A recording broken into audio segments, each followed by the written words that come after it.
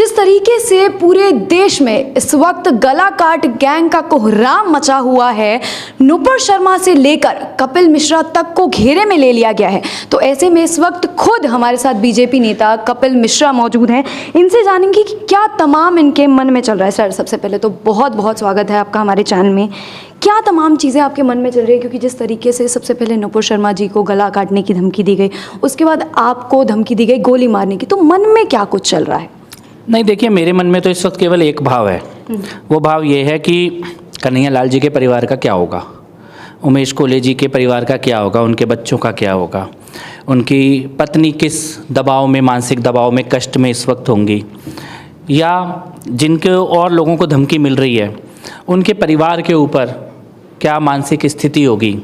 ये मेरे मन में इस वक्त और कोई भाव ही नहीं है। मेरे मन में केवल एक ही भाव है कि हमें कुछ भी करके ऐसा कोई भी हिंदू परिवार जो जिहादी आतंक से पीड़ित है वो कमज़ोर ना पड़े और अकेला ना पड़े। इसके अलावा ना कोई और चिंता है मन में, ना कोई और भाव है। एकमात्र यही इस वक्त संकल्प लेके हम लोग निकले हुए हैं कि ना किसी को कमज़ोर पड़ने देंगे, ना अकेला पड़ने देंगे। सर, डर नहीं लग रहा है, क्योंकि हम लगातार देख रहे हैं कि धमकियां मिल रही हैं, लेकिन उसके बावजूद भी आप मदद के लिए सामने आ रहे हैं। जैसे जिस तरीके से हमने देखा, उदयपुर में 1 करोड़ की कन्हैया लाल के परिवार को मदद की, वहीं अमरावती में 30 लाख की मदद की आपने कोहले जी के परिवार को। तो डर नहीं है मन में कि धमकी लगातार मिल रही है, उसके बाद भी मदद के लिए सामने आ रहे हैं? नहीं, देखिए, एक तो मदद मैंने नहीं की, मदद पूरे दुनिया से लोगों ने मिलके की।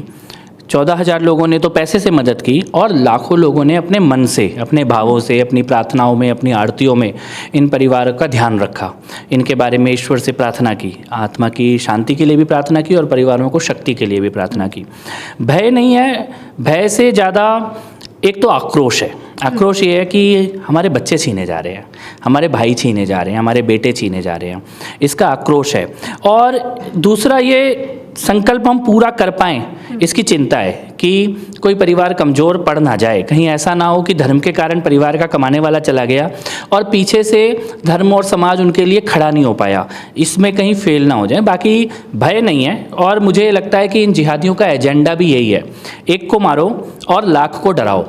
जिस प्रकार से उन्होंने कन्हैया जी को मारा और मारने के बाद वीडियो बनाया, वीडियो को दिखाया, क्योंकि वो ये चाहते हैं कि हम डरें।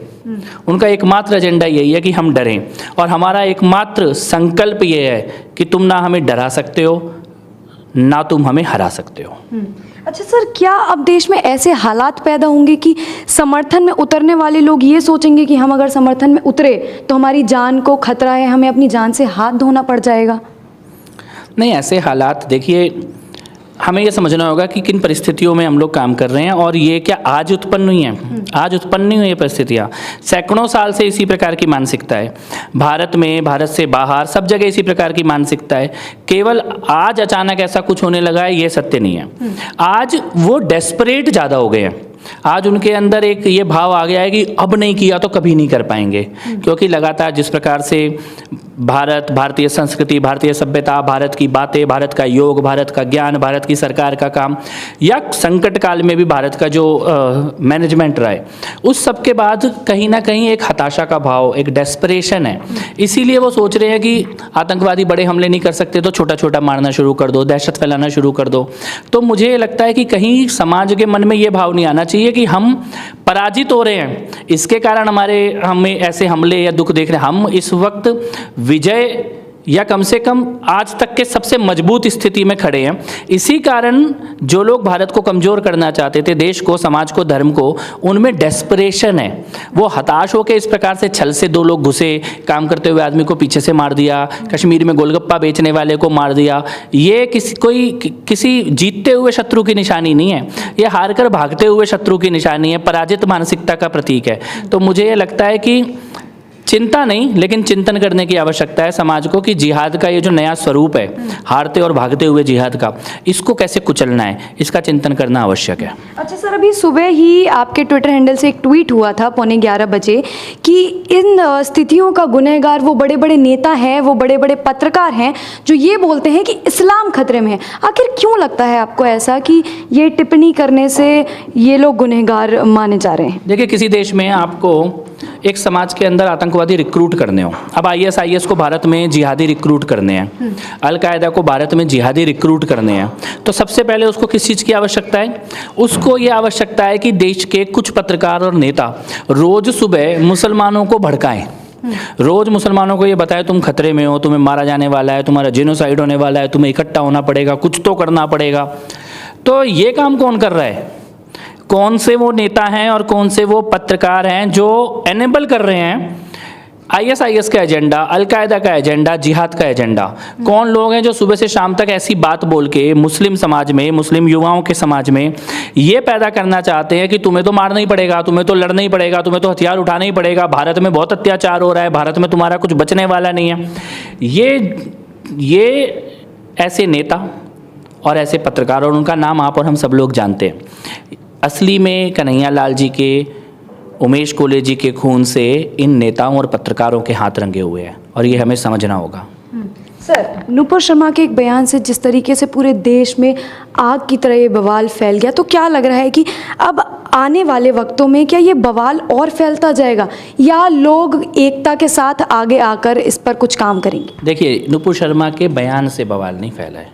नुपुर शर्मा अगर ये भी कह देती कि सूरज पूरब से निकलता है, तो भी अगर उनको पत्थर लेके निकलना है तो इस बात पे पत्थर लेके निकल जाते कि हमारे यहाँ तो नहीं लिखा, हमारे यहाँ तो नहीं लिखा धरती घूमती है। किसी के मन में अगर हिंसा करनी है और वो बहाना ढूंढ रहा है, तो वो कभी नुपुर को बहाना बना सकते हैं, कभी किसी और को, किसी के व्हाट्सएप स्टेटस को बहाना बना के कत्ल कर दिया। व्हाट्सएप स्टेटस पे मर्डर, ये इसमें किसका दोष है? किसका दोष है इसमें?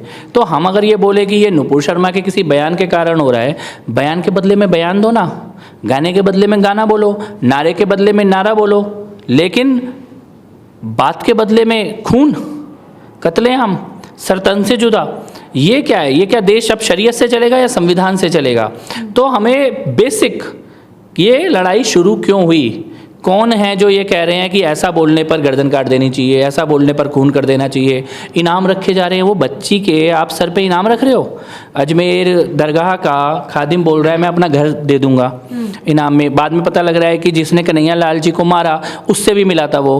तो अब इसमें आप किसको दोषी ठहराओगे और किसको निर्दोष ठहरा दोगे? अब इसमें आप बोलो एक लड़की ने टीवी में बयान दे दिया, इसके कारण कन्हैया जी को मार दिया, इसके कारण उमेश कोले जी को मार दिया, तो इसका मतलब मारने की नीयत थी, बहाना ढूंढ रहे थे, मारने की तैयारी थी, बहाना ढूंढ रहे थे।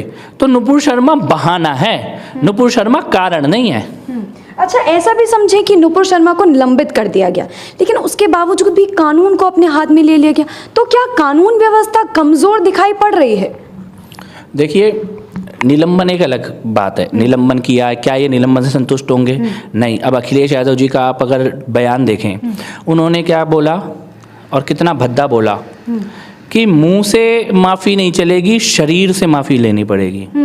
तो मतलब आप उस बच्ची का सीधे सीधे आप उस बच्ची के शरीर, उस बच्ची को मारने, इस तरह की दिशा में प्रवोक करना चाहते हैं लोगों को। किस प्रकार का ये भद्दा बयान है कि माफ़ी मुंह से बात बोली गई और मुंह से ही माफ़ी मांगी जाएगी? तो अब आप इसको प्रवोक करें, किसी एक समाज को भड़काने की तरफ लेकर जाएं, तो उसका अंत क्या होगा?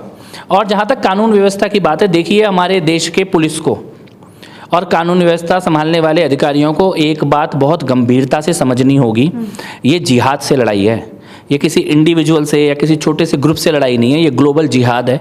इससे लड़ने के लिए आपको उसी के हिसाब से मानसिक तैयारी करनी होगी, उनके नेटवर्क को समझना होगा, उनके फंडिंग को समझना होगा। मैं आपको छोटा सा उदाहरण देता हूँ अमरावती का।